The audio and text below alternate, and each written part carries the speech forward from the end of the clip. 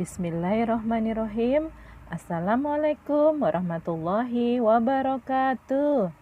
Jumpa lagi anak-anak kelas 5 SDIT Insan Mandiri Kalisari dengan Ustazah Tia dalam materi PPKN dengan tema Undang-Undang tentang Hak dan Kewajiban. Sebelum kita mulai, mari sama-sama kita buka dengan membaca basmalah. Bismillahirrahmanirrahim. Sebelum kita masuk ke Undang-Undang Dasar 1945, kita lihat dulu pembukaan berikut ini tentang macam-macam usaha yang dilakukan oleh manusia. Untuk memenuhi kebutuhan hidup, orang harus bekerja. Ada bermacam-macam usaha yang dilakukan manusia, ya. Bisa kita lihat di sini, contohnya ada pedagang, ada guru, ada pengusaha, ada polisi. Kemudian kita lihat selanjutnya. Kemudian juga ada petani, ada karyawan pabrik, ada nelayan, pegawai negeri, dan masih banyak lagi macam-macam usaha yang dilakukan oleh manusia. Nah, untuk apa mereka bekerja? Mereka bekerja untuk memenuhi kebutuhan hidupnya sehari-hari. Kalau tidak bekerja, tidak mungkin mereka bisa mencukupi kebutuhan keluarganya untuk makan, untuk pakaian, untuk rumah, dan sebagainya. Nah, setiap orang punya pilihan sendiri untuk menentukan jenis pekerjaan yang akan dia lakukannya sesuai dengan potensinya, gitu ya. Nah, untuk itu kita harus menghargai pilihan dari usaha setiap orang. Bagaimana cara kita menghargainya? Yang pertama, tidak menghina orang karena pekerjaannya. Contoh, misalkan pilihan pekerjaannya jadi pemulung. Ya memang itu yang bisa dia lakukan dan itu halal ya. Kita tidak boleh merendahkan atau menganggap bahwa pekerjaan pemulung itu hina. Yang penting di mata Allah itu halal, berarti pekerjaan itu baik. Kemudian yang kedua, tidak mengganggu usaha orang lain. Contohnya, menyebarkan hal-hal buruk tentang usahanya. Nah, contohnya nih, misalkan ada orang jualan cilok, kamu menyebarkan fitnah biar ciloknya nggak laku.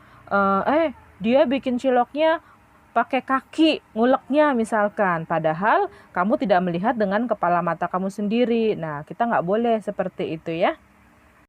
Justru yang harus kamu lakukan adalah membantunya dengan mempromosikan hasil usahanya agar laku di pasaran dan di lingkungan masyarakat tempat tinggalnya. Kemudian yang ketiga adalah tidak iri terhadap keberhasilan usaha orang lain. Jadi jika usaha orang lain itu maju, kita nggak boleh iri ya. Karena kalau di dalam hati kita ada rasa iri, dengki, nah itu berarti hati kita sedang ada penyakitnya. Karena di dalam ajaran Islam, Allah sangat melarang orang-orang yang mempunyai penyakit hasad atau iri dengki terhadap orang lain ya. Kemudian yang keempat, melakukan persaingan yang sehat dalam melakukan usaha yang sama. Contoh, tidak merusak harga untuk menarik pelanggan.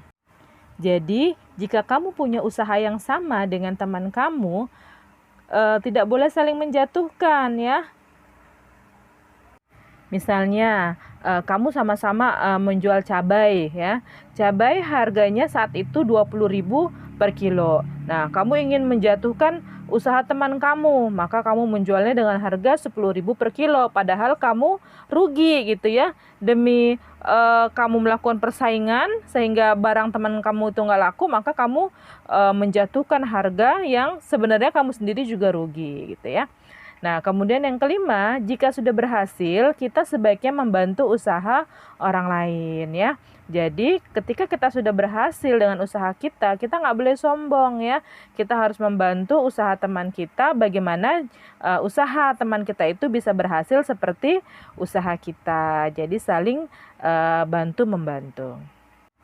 Karena di dalam Islam, apabila kita meringankan kesulitan orang lain di dunia, maka insya Allah nanti di akhirat Allah akan meringankan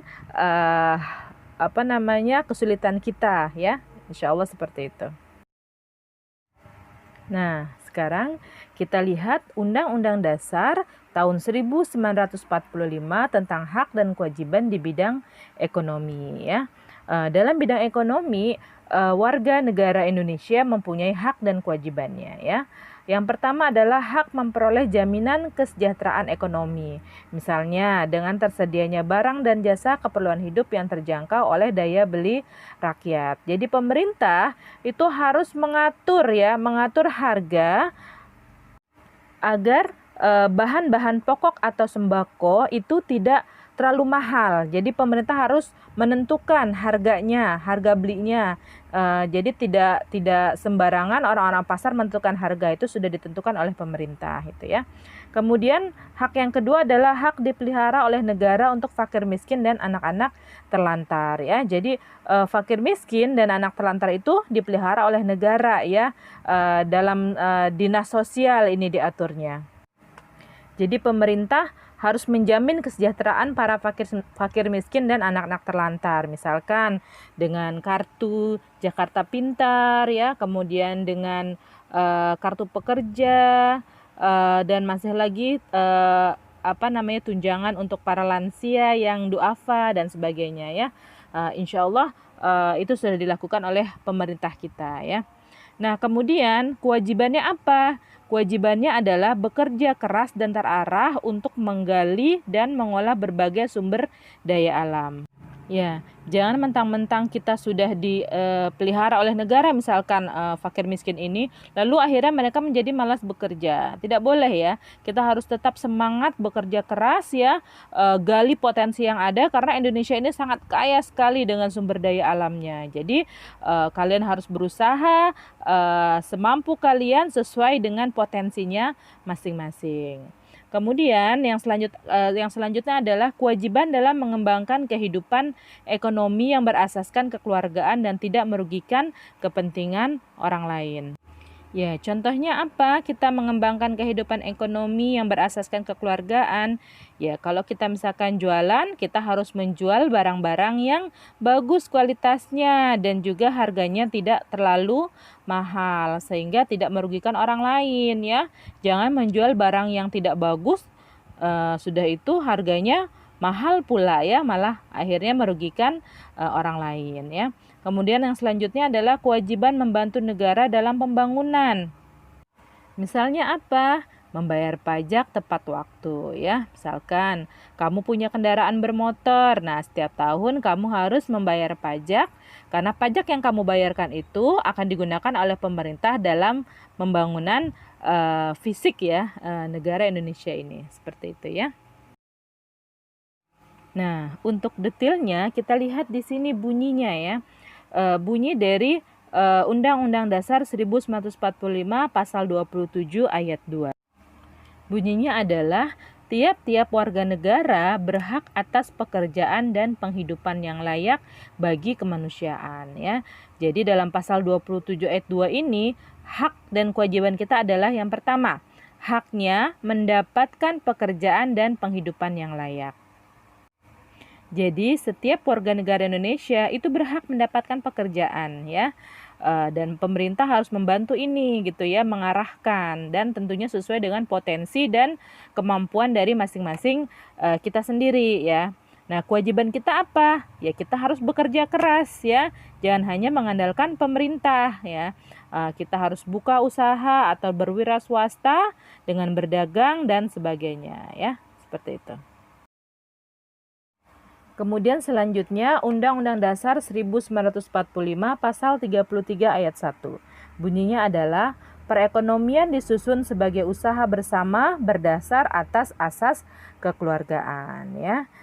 Jadi hak kita dalam pasal 33 ayat 1 ini adalah mendapat pekerjaan yang berdasar asas kekeluargaan. Kemudian kewajibannya apa?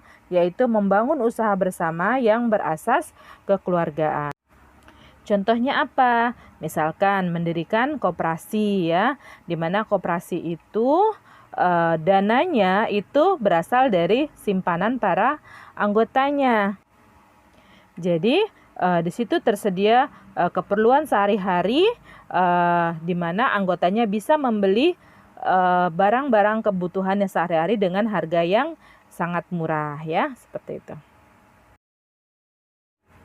Kemudian selanjutnya Undang-Undang Dasar 1945 Pasal 33 ayat 2 ya. Bunyinya adalah cabang-cabang produksi yang penting bagi negara dan yang menguasai hajat hidup orang banyak dikuasai oleh negara. Nah, hak kita dalam pasal 33 ayat 2 ini adalah mendapat pertanggungjawaban dari negara. Kemudian kewajibannya adalah memproduksi sesuatu yang penting bagi negara ya. Contohnya apa ya? Usaha yang menguasai hajat hidup orang banyak, misalkan perusahaan air mineral, kemudian pertambangan minyak, kemudian listrik negara. Nah, jenis usaha-usaha itu harus dikelola oleh negara. Kenapa? Agar nanti semua rakyat Indonesia dari Sabang sampai Merauke bisa merasakannya ya. Karena semua pasti butuh air, butuh listrik, butuh minyak dan sebagainya.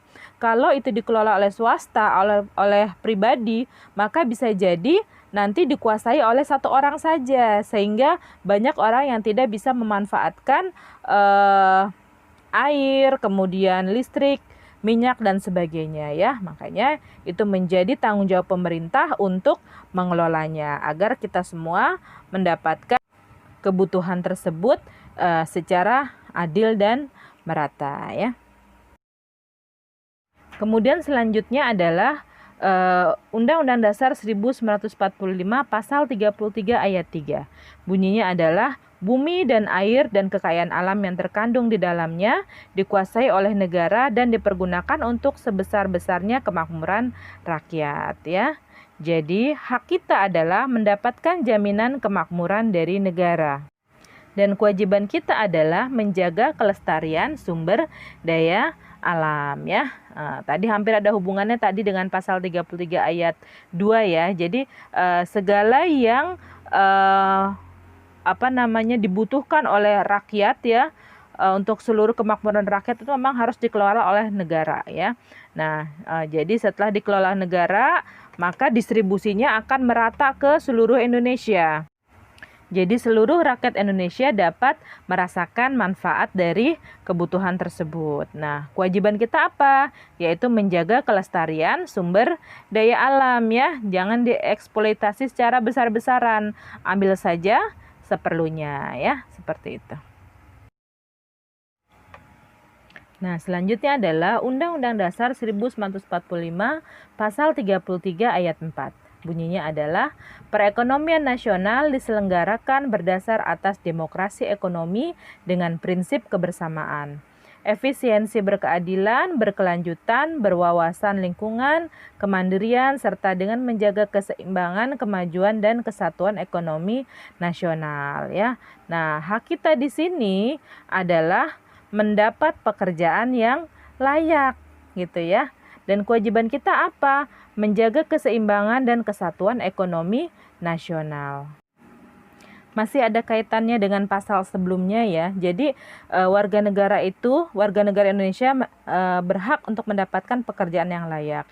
Dan di sini pemerintah harus bisa menciptakan menyediakan lapangan pekerjaan untuk rakyat Indonesia sehingga kewajiban pemerintah untuk menjaga keseimbangan dan kesatuan ekonomi nasional dapat terwujud ya. Insya Allah seperti itu.